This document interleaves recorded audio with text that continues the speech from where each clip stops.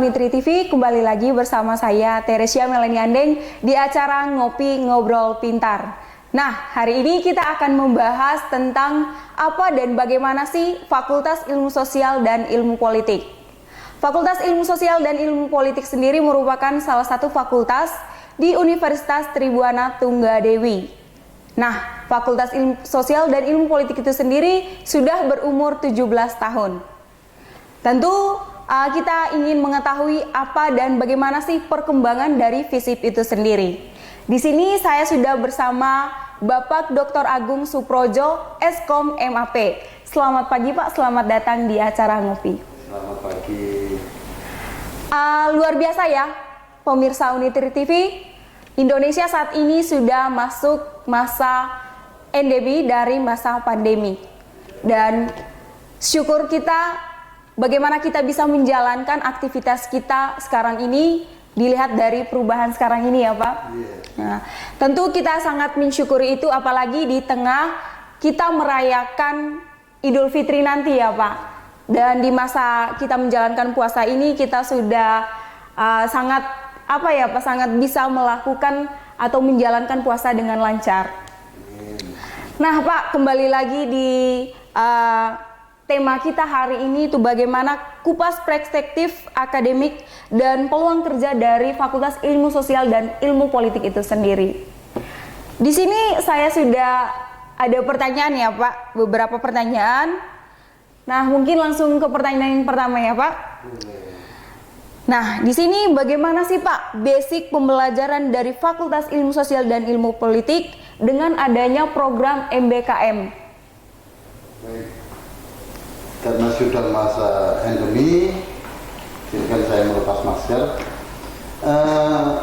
Tentunya FISIP sangat mempunyai perspektif yang memang mempersiapkan diri sebelum MBKM itu digulirkan 2 tahun yang lalu. Dan hingga saat ini FISIP juga telah mengikuti beberapa program MBKM, baik itu pertukaran mahasiswa, kemudian kampus mengajar, dan lain-lain. Nah, kalau ditanya basic pembelajaran di FISIP itu bagaimana dengan konsep MBKM, kita sangat selaras. Bahkan di dalam ilmu administrasi negara yang sekarang sudah berubah jadi administrasi publik, sudah melakukan peninjauan kurikulum pada bulan Februari kemarin, dan hasil dari peninjauan kurikulum kita mempunyai progres yang bisa mempercepat seseorang mahasiswa itu untuk mencapai konversi nilai. Luar biasa ya Pak. Iya, konversi SKS itu bisa cepat dicapai, sehingga capaian sarjana 144 SKS itu bisa dan sangat memungkinkan itu bisa ditempuh dalam 3,7 tahun. Apalagi ilmu komunikasi ini sudah tahun yang lalu melakukan perubahan kurikulum, dan di dalam perubahan itu sudah memasukkan unsur MBKM. Beberapa hal tentunya kita ingin mahasiswa yang belajar di administrasi publik maupun di di ilmu komunikasi itu mempunyai inovasi dan kreativitas, sehingga kata-kata merdeka belajar itu benar-benar bisa diikuti, tidak harus di dalam prodinya sendiri, tapi bisa lintas prodi, bisa juga lintas perguruan tinggi yang SKS-nya di pembelajaran itu akan bisa kita masukkan, kita konversikan menjadi SKS di internalnya pengelolaan prodi. Perlu diketahui pula bahwa program MBKM itu juga bagian untuk meningkatkan keterampilan mahasiswa, pergaulan mahasiswa, wawasan mahasiswa. Maka bidang FISIP yang dekat dengan sosiologi dan humaniora pasti akan memacu mahasiswanya untuk bisa semaksimal mungkin mengikuti program MBKM itu. Ke depan tentunya dengan bertambahnya wawasan, bertambahnya keterampilan, maka mutu dari mahasiswa FISIP itu juga akan lebih baik. Baik. Gitu. Luar biasa sekali ya Pak. Kira-kira selama setahun kemarin kan Pak, kan dimulainya MBKM itu, kira-kira dari Fakultas Ilmu Sosial dan Ilmu Politik itu sendiri, berapa sih jumlah mahasiswanya yang mengikuti MBKM itu? Pertama tentunya jumlah program MBKM yang telah diikuti, itu ada 4 yang sudah diikuti dari 7 program pokok MBKM-nya yang ada hubungannya secara langsung dengan program studi yang dikelola oleh FISIP. Wira Desa, Bela Negara, Pertukaran Mahasiswa, dan Kampus Mengajar. Ini semua bisa diaplikatifkan pada dosen maupun mahasiswa di Fakultas Ilmu Sosial dan Ilmu Politik. Tahun kemarin pertukaran mahasiswa ilmu komunikasi itu ada 3 delegasi yang sudah tergabung ke perguruan tinggi di luar sana. Luar biasa sekali ya Pak, sudah bisa kesana kemari. Iya, artinya ilmu komunikasi sudah mempunyai pengalaman dengan belajar di kampus lain. Betul sekali. Kemudian administrasi publik itu ada 7 orang terdelegasikan ke perguruan tinggi lain. Program-program MBKM tentunya akan kita padatkan juga bagi mahasiswa mulai semester 3 sampai menjelang semester 5 atau 6. Ini menjadi target utamanya. Di samping itu program MBKM ini tentunya lintas program studi juga perlu dikuatkan. Betul sekali. Universitas Tribhuwana Tunggadewi ini program ilmu komunikasi itu lintas prodinya bisa ngambil pada jurusan-jurusan lain supaya menambah kemampuan dari kompetensi ilmu komunikasi. Oh iya Pak, dari misalnya dari program studi administrasi publik dan program studi ilmu komunikasi. Nah, mereka mengikuti pertukaran mahasiswa atau kampus mengajar itu untuk menyelaraskan dari FISIP sendiri ya Pak. Keluar itu kira-kira bagaimana Pak upayanya? Upaya menyelaraskan itu. Saya sederhanakan arah pertanyaannya, lalu bagaimana FISIP menerima dari luar gitu. Betul. Kami FISIP Unitri ini termasuk bagian dari forum komunikasi FISIP se-Jawa Timur, sehingga kami juga membuka peluang untuk seluruh FISIP se-Jawa Timur untuk bisa mengambil pertukaran mahasiswa dengan berkuliah di Unitri. Dan FISIP Unitri tidak akan memungut biaya untuk pelaksanaan dari luar ke kampus kami. Ini komitmen kita untuk pengembangan mahasiswa ilmu komunikasi dan administrasi publik di Jawa Timur, itu yang dari kampus lain ke Unitri maupun yang dari Unitri ke kampus lain tidak akan ada pungutan biaya. Luar biasa sekali ya Pak. Ini harus bisa memacu mahasiswa kita supaya 3 capaian tadi terwujud, yaitu bertambah inovatif, bertambah kreatif, dan bertambah wawasan. Dan ini merupakan suatu kerjasama yang baik juga ya Pak? Iya. Pak, ini masih ada lagi ya pertanyaannya. Seberapa pentingnya kompetensi di prodi lingkup FISIP itu bagi masa depan? Nah, bagaimana nanti mahasiswa yang lulusan dari program studi administrasi publik dan program studi ilmu komunikasi itu bisa untuk menerapkan atau mengimplementasikan untuk masa depan mereka? Sebelumnya memang banyak yang namanya informasi hoax. Seolah-olah di era MDGs ini, Millennial Development Goals ini, seolah-olah administrasi tidak dibutuhkan. Seolah-olah peran administrasi tergantikan oleh digitalisasi. Sasi, betul sekali Pak. Nah, Apalagi perkembangan sekarang gitu ya Pak. Ini adalah isu-isu, ini adalah tanggapan-tanggapan, ini adalah sudut pandang yang sempit. Betul sekali. Seiring perkembangannya dalam bidang administrasi, kita ketahui bersama, justru seorang administrator sekarang itu mengambil pada posisi decision maker atau pengambil keputusan. Anda bisa lihat semua pelayanan bisa didigitalisasikan. Betul. Tapi aspek memegang keputusan bahwa ini sesuai, ini tidak sesuai, ini bisa dilanjutkan, itu tetap ada pada ilmu administrasi. Oleh karenanya, kalau ditanya kompetensi penguatannya apa untuk menggapai masa depan di ilmu administrasi publiknya Unitri, kita ada 3 kompetensi. Pertama adalah kebijakan publik. Kebijakan publik merupakan dasar dari segala kegiatan administrasi. Maka tanpa ada kebijakan publik, tanpa mempunyai kompetensi kebijakan publik, maka akan lemah seseorang sebagai administrator. Yang kedua, manajemen pelayanan. Pelayanan apapun sekarang di dunia perbankan, di dunia swasta maupun di negeri, itu tetap membutuhkan yang namanya manajerial.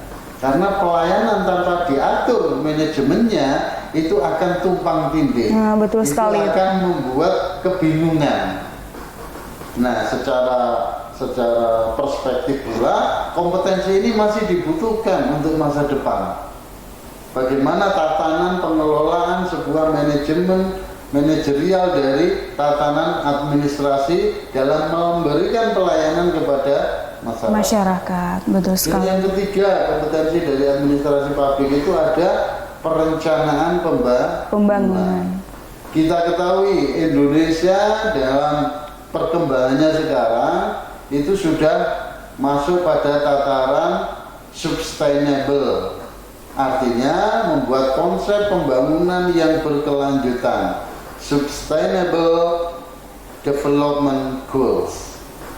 Dari situ kompetensi yang kita pacu adalah lahirnya sarjana-sarjana yang merupakan perencana pembangunan yang handal. Karena sampai masa depan nanti Indonesia itu sistem pembangunannya berbasis pada perencanaan. Tidak ada pembangunan tanpa ada perencanaan. Betul sekali ya Pak. Iya. Kita sudah ketahui Indonesia akan mencapai goalnya 2045, di mana di situ Indonesia sudah menjadi negara yang maju. Dibutuhkan generasi emas yang harus dibina mulai sekarang. Betul sekali. Melalui kompetensi perencanaan pembangunan. Ilmu komunikasi juga demikian. Kalau terpaan dari isu-isu seolah-olah ilmu komunikasi ini tidak jelas kompetensinya. Hanya ngomong saja. Ngomong saja, karena sekarang media sudah sangat banyak, dan dapat mudah dan banyak. Berita online itu siapapun bisa membuat. Betul Pak. Anak SD aja juga sudah membuat konten. Ngapain kuliah ilmu komunikasi? Betul Pak. Maaf, saya sampaikan. Ketika yang namanya jurnalistik itu asal-asalan, pada masanya masyarakat yang sudah dewasa dan melek media itu akan mencari pilihannya. Betul Pak. Dan pilihannya itu akan jatuh pada jurnalistik yang benar dan baik dan bisa bertanggung jawab. Maka ilmu komunikasi ini melahirkan siapapun nanti akan bisa menjadi jurnalistik yang handal. Kalau mau membuka peluang usaha dari kemampuan jurnalistik, buatlah peluang usaha dengan membuat berita yang memang bertanggung jawab, bermutu dan berkualitas. Betul Pak. Maka kompetensi jurnalistik akan punya perspektif di masa depan. Kita ketahui bagaimana kemampuan pemberitaan yang menjadi trust bagi masyarakat itu akan tetap menjadi idola. Dan itu akan mengalahkan mereka yang abal-abal. Abal-abal, betul sekali Hanya Pak. sekedar membuat konten, membuat hoax dan macam-macam. Nanti nggak akan dipercaya. Betul Pak. Kompetensi komunikasi yang pertama jurnalistik, yang kedua PR, public relation, kehumasan. Bagaimana public relation itu mempunyai nilai, mempunyai kemampuan lobbying untuk bisa merangkul, untuk bisa menjalin kerjasama. Betul Pak. Sekarang ini kita ada dalam tahap peradaban yang membutuhkan kerjasama yang baik. Tidak ada sekarang konsep yang digaung-gaungkan bahwa untuk bisa jaya kita harus bersaing. Enggak. Sudah enggak musim. Betul Pak. Tapi untuk bisa berjaya kita harus punya kerjasama dan komunikasi yang baik ya Pak. Maka kompetensi public relation ini menjawab kebutuhan masa depan itu. Bahwa kemampuan untuk mencari lobbying yang tepat, menjalin kerjasama yang produktif itu dikuatkan melalui kompetensi. Dan yang ketiga kompetensinya ada di broadcasting dan media. Dan ini nggak perlu saya jelaskan, trendingnya sedunia ini akan penuh dengan media, penuh dengan broadcasting, bahkan dengan lainnya vlog, dengan lainnya video call dan lain-lain, menunjukkan bahwa kemampuan broadcasting itu tidak bisa dianggap sepele. Betul Pak. Tapi benar-benar akan menjadi usaha-usaha, peluang bisnis maupun peluang yang dibutuhkan oleh institusi-institusi seperti pemerintahan, seperti lembaga-lembaga, BUMN dan lain-lain. Untuk apa? Untuk profile company dari perusahaannya, untuk membuat pemberitaan, untuk membuat slide-slide ketika menawarkan produknya. Jadi tidak terbatas peluang kerja dari bidang broadcasting. Bidang broadcasting atau ini ya Pak, sekarang itu konsentrasinya namanya konsentrasi TV dan film. Ya, kalau dulu broadcasting. Aktualisasi dari ilmu broadcasting itu adalah visualisasinya adalah ke televisi, sementara audionya adalah ke radio. Nah, Visip Unitri ini luar biasa. Luar biasanya apa? Untuk menunjang kompetensi itu, ilmu komunikasi punya media radio digital, punya televisi digital, dan Unitri TV ini adalah bagian dari televisi education yang mengangkat potensinya ilmu komunikasi. Hampir seluruh kru pengelolaannya itu adalah basicnya dari ilmu komunikasi. Luar biasa sekali ya Pak, sudah dilengkapi dengan fasilitasnya. Tinggal bagaimana mahasiswa itu sendiri itu bisa meningkatkan kemampuan kompetensinya. Administrasi publik juga demikian. Unitri administrasi publiknya sudah mempunyai laboratorium lapang yang bernama Desa Pancasila di Desa Dalisoto, dan itu sudah ada keterikatan kerjasama dengan Badan Pembinaan Ideologi Pancasila. Ini merupakan laboratorium lapang pertama bagi pengembangan administrasi publik, karena di dalam Desa Pancasila itu ada pemberdayaan masyarakat, ada leadershipnya, ada pelatihan kepemimpinannya, kemudian di dalamnya juga ada kebijakan-kebijakan yang bisa dipraktekkan dalam Desa Pancasila tersebut. Luar biasa sekali ya Pak. Itu sudah sejak berapa tahun yang lalu Pak? Itu sudah operasional dan kemarin sudah diresmikan oleh Wakil Bupati Kabupaten Malang, diresmikan oleh Wakil Ketua BPIP Bapak Prof. Haryono pada bulan Februari 2022. Itu untuk laboratorium Pancasilanya. Luar biasa sekali ya Pak.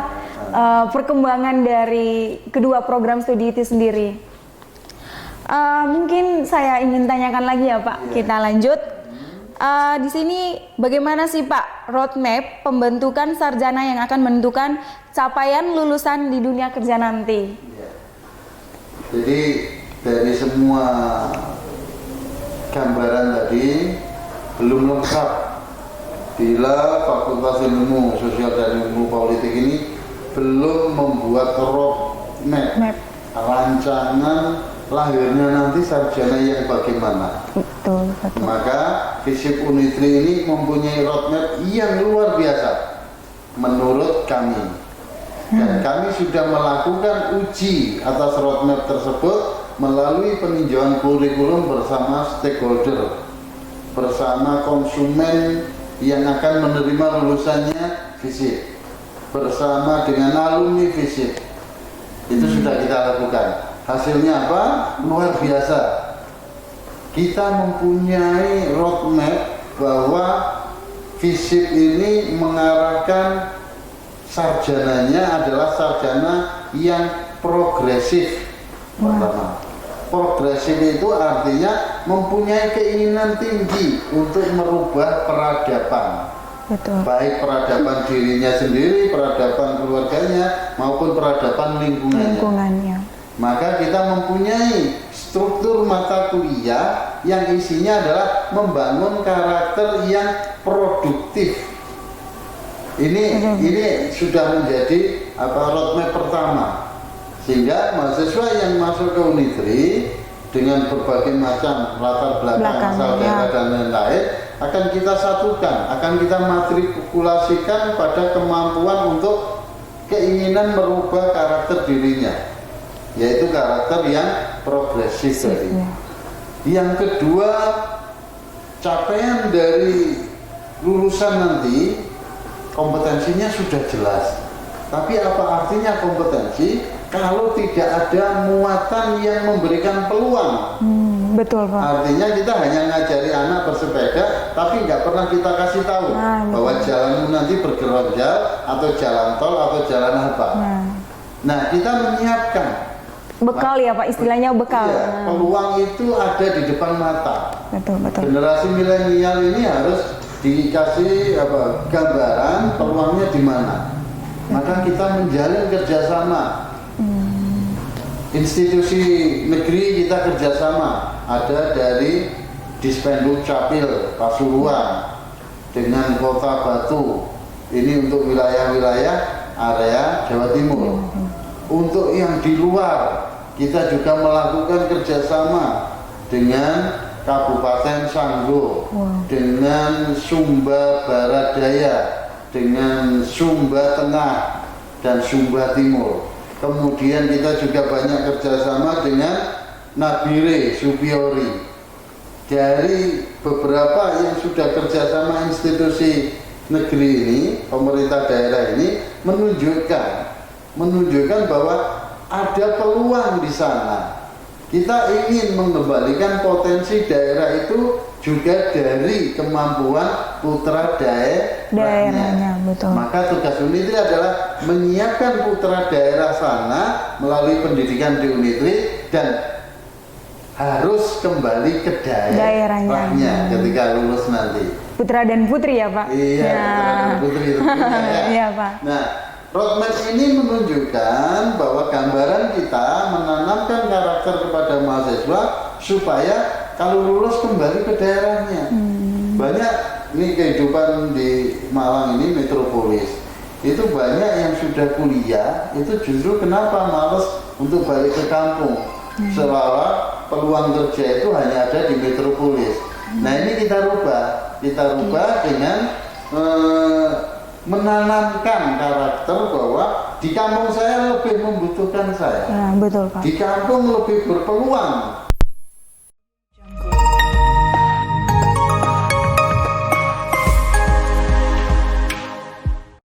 Baik pemirsa Unitri TV, itu tadi pembahasan kita hari ini terkait apa dan bagaimana perkembangan dari Fakultas Ilmu Sosial dan Ilmu Politik. Nah, tadi sudah disampaikan bagaimana visi Unitri menyiapkan MBKM dan peluang kerja dari mahasiswa dan tentunya kompetensi dari mahasiswa itu sendiri. Nah, mungkin sekian dari Ngobrol Pintar kita hari ini. Saya Teresia Melani Andeng dan saya Dr. Agung Subrojo Reskom MAP. Pamit undur diri. Terima kasih. Selamat siang. Selamat siang.